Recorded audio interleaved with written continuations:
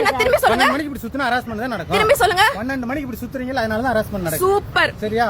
கிளம்புங்க. ரொம்ப நல்லா. நீங்கலாம் போலீஸ். ஆமா நீ எல்லாம் பப்ளிக். போமா.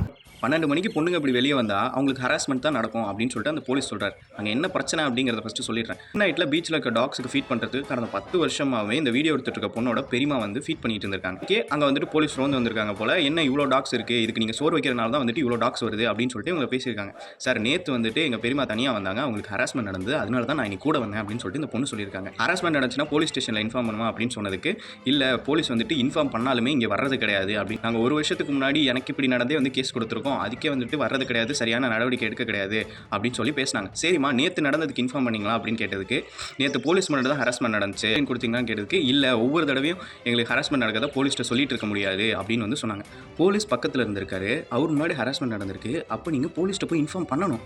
இல்லாட்டி உங்களை ஒருத்தர் தப்பாக தொடுறான்னா அவன் அங்கேயே செருப்பு கழட்டி செவிலே 4 வைக்கணும், அப்புறம் வச்சு போலீஸ்ட்ட பிடிச்சி கொடுக்கணும். ஒரு தடவை ஹராஸ்மெண்ட் நடந்தால் போலீஸ்ட்ட சொல்லிட்டு இருக்க முடியாதுன்னா ஏதாவது ஒரு ஸ்டெப் எடுத்தால் தான் அவன் இன்னொரு தடவை இன்னொருத்தவங்கள்ட்ட இப்படி பண்ண மாட்டான்.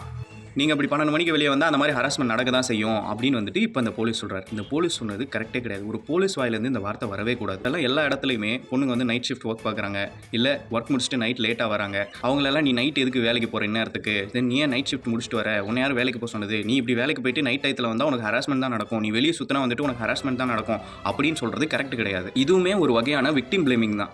நீங்கள் ஒரு போலீஸ் ஆஃபீஸராக இருந்து ஒரு பொண்ணு தனியாக போகிறத பார்த்தீங்கன்னா என்னம்மா இந்த டயத்தில் அப்படின்னு சொன்னால் இல்லை சார் இந்த ஒர்க் முடிச்சுட்டு வரேன், இல்லை சார் சும்மா வெளியே வந்தோம் அப்படின்னு சொன்னால் சரிம்மா சீக்கிரம் வீட்டுக்கு போங்க, ஏதாவதுனா வந்துட்டு இந்த நம்பருக்கு கால் பண்ணுங்கள், அது நீங்கள் ரோந்து போயிட்டு இருப்பாங்க அந்த போலீஸ் நம்பர் கொடுக்கலாம். இந்த மாதிரி விஷயங்களை நீங்கள் போலீஸாக பண்ணணும். அதை விட்டுட்டு நீங்கள் வந்துட்டு விக்டிம் பிளேமிங் பண்ணிட்டு இருக்கீங்க. இந்த டைத்துக்கு வெளியே வந்தால் ஹராஸ்மெண்ட் தான் நடக்கும் அப்படின்னு சொல்லிட்டு. மிட் நைட்டில் ரேப்பிடோ ஓட்டுற எத்தனையோ பசங்க இருக்காங்க, அவங்களுக்கு நடக்கிற ஹராஸ்மெண்ட் பற்றிலாம் இங்கே இருக்கிற எத்தனை போலீஸ்க்கு தெரியும்? ரைட்டில் ரேப்பிடோ ஓட்டுற பசங்க பெப்பர் ஸ்ப்ரே எடுத்துட்டு ரேப்பிடோ ஓட்டிக்கிட்டு இருக்காங்க, இது எத்தனை போலீஸ்க்கு தெரியும்? இப்போ என்ன சொல்லுவீங்க, இந்த பசங்கள்லாம் நைட்டில் வேலை செய்யவே கூடாது, நைட்டில் எதுக்கு வெளியே வரீங்க, அதனால தான் இப்படி நடக்குது, நீங்கள் வேலை செய்கிறதே தப்பு அப்படின்னு சொல்லுவீங்களா? இங்கே ஒரு ஹராஸ்மெண்ட் பகலில் நடக்கிறதே கிடையாதா? பஸ்ஸில், வேலைக்கு போகிற இடத்துல, ஸ்கூலில், காலேஜில் இந்த இடம்னு இல்லாமல் பொண்ணுங்க போகிற இடத்துல எல்லாம் அவங்களுக்கு ஹராஸ்மெண்ட் நடக்குது, தென் பசங்களுக்குமே நடக்குது.